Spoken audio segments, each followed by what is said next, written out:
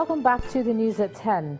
No surprises at all as the Monetary Policy Committee today left all rates unchanged at the end of its bi-monthly meeting. And just as most analysts had predicted, the MPC opted to leave the rates alone and rather focused on the slow economic growth in spite of the country's exit from recession.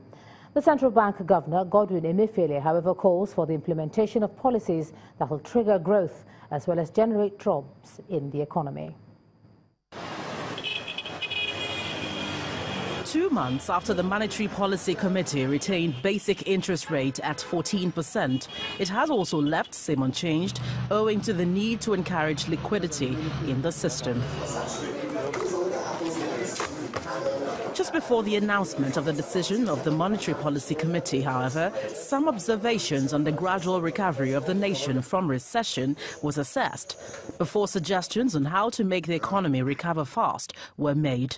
Committee applauded the exit of the Nigerian economy from recession, but observed that the growth remains fragile and therefore hopes that complementary fiscal and monetary policies will sustain the growth momentum. Other concerns raised by the committee include the need to pay all salaries owed workers, especially at the state level, and the payment of entitlements of labor unions who have been in talks with the federal government for some time now. The CBN governor says all these will boost aggregate demand and spur growth. MPC also noted with satisfaction the directive of the federal government to all states to promptly pay outstanding salary arrears in order to boost aggregate demand. It commended efforts to clear outstanding contractor arrears, prompt settlement of trade disputes with certain unions of organized labor, including the Academic Staff Union of Universities and health workers, as well as the release of money to settle outstanding entitlements of the erstwhile workers in defunct Nigerian Airways.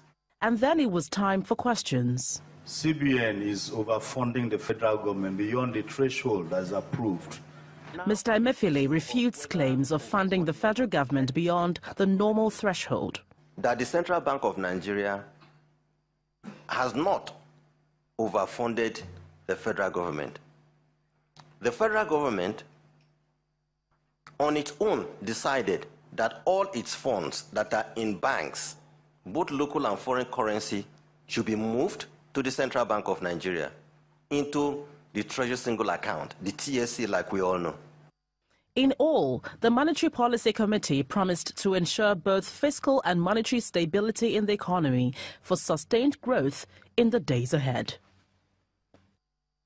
Let's take another look at the CBN's rate decision, and joining me now is the CEO of Financial Derivatives, Mr. Bhisma Khurana. He joins me from London. Thanks a lot for joining us on the news at 10.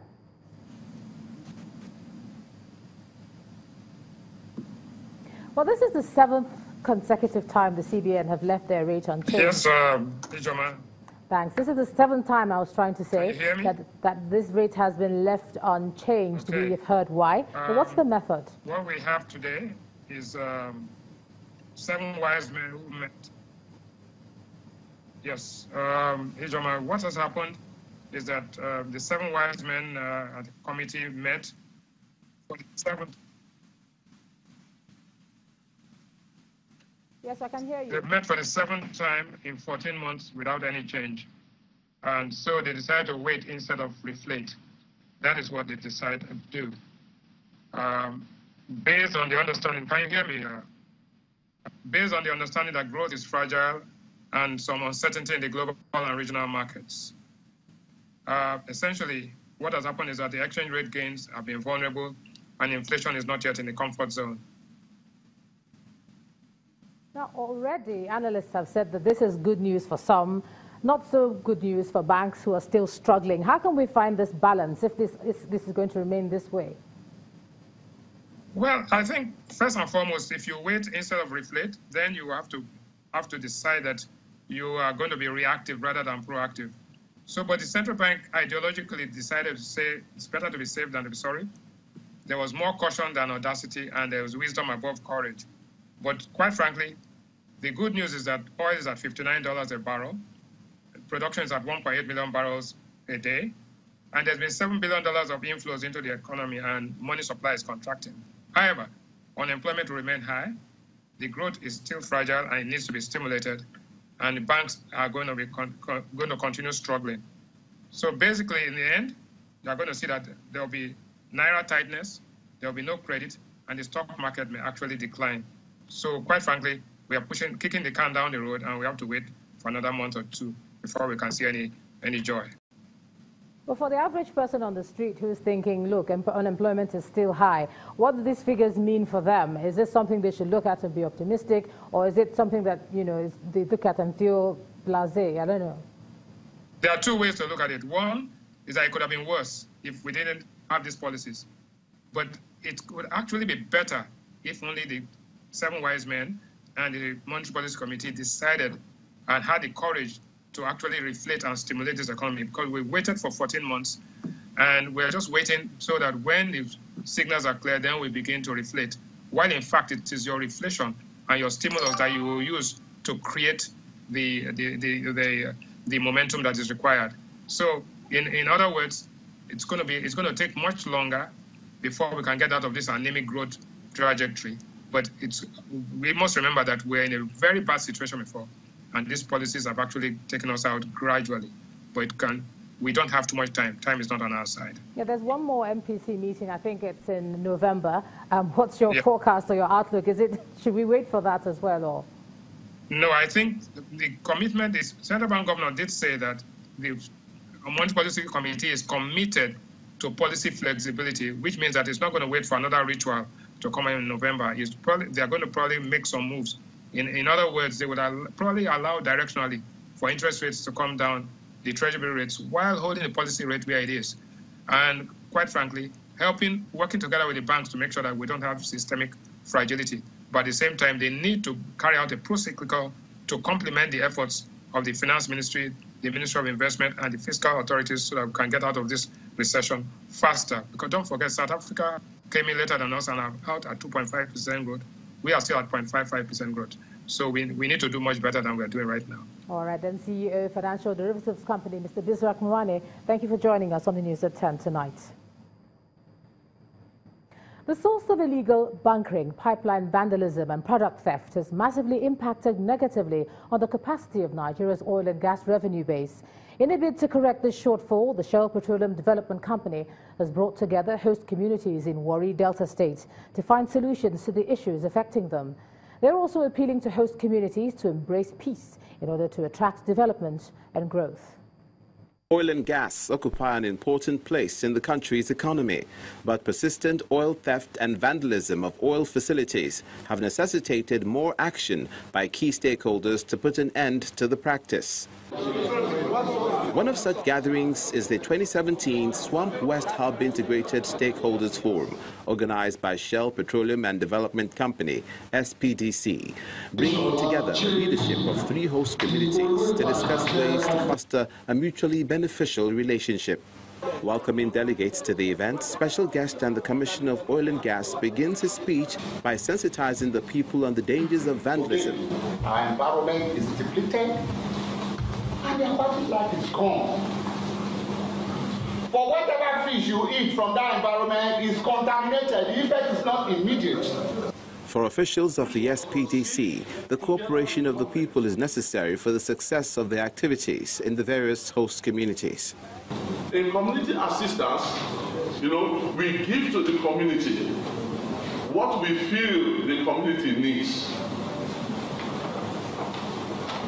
But we are moved away from that position to where we can sit with communities and say, communities, what are your needs? Because you know it better than we do.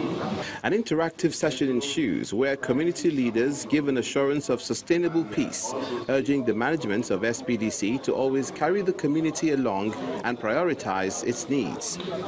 I wish whatever will come out of this interactive section, it will be something that move the way forward for both the communities and your company, SPDC. The quest for peaceful resolution, given the current spate of agitation, includes decisions to direct all grievances through more acceptable channels and avoid illegal oil bunkering and vandalism. Let's take a look at some business news now. Here's Melinda Akinlami.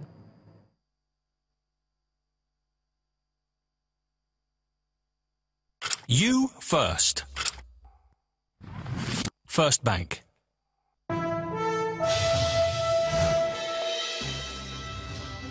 Thank you so much, Ijoma. Welcome to Business News. The federal government is set to launch a 60-day second national action plan as part of efforts to consolidate on the gains recorded from the first plan launched in 2016. This is one of the key decisions from the expanded meeting of the Presidential Enabling Business Environment Council, presided over by Nigeria's Vice President, Professor Yemi Osinbajo. The government is optimistic that the current efforts and commitment will translate to better business environment for the country.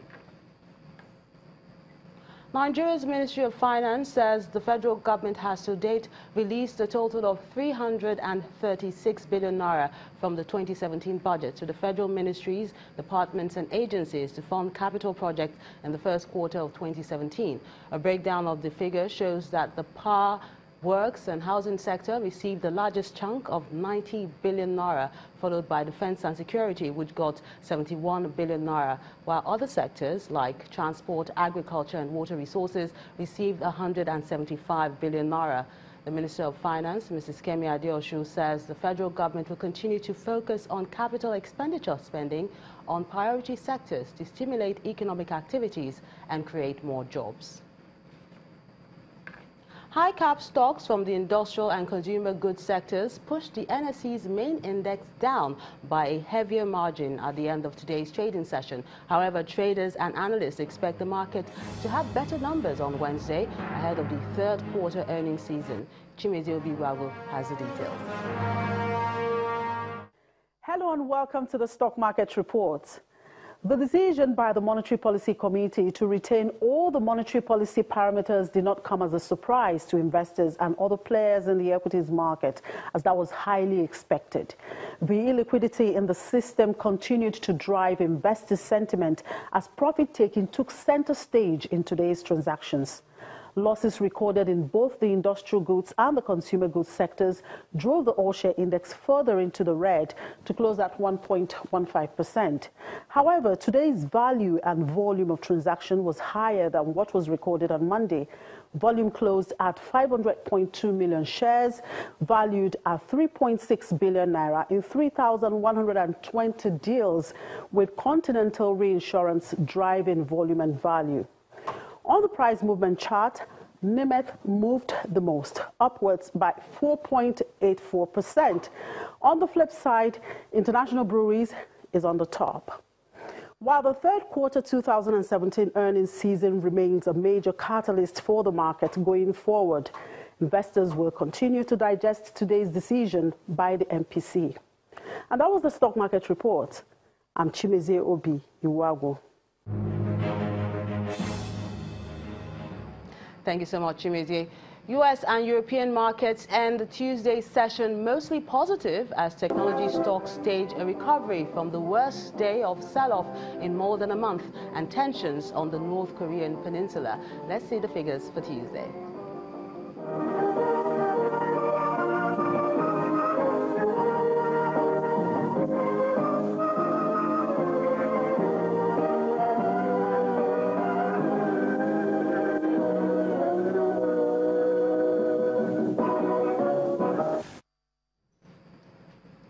That's Business News. It's back to you, Ijoma.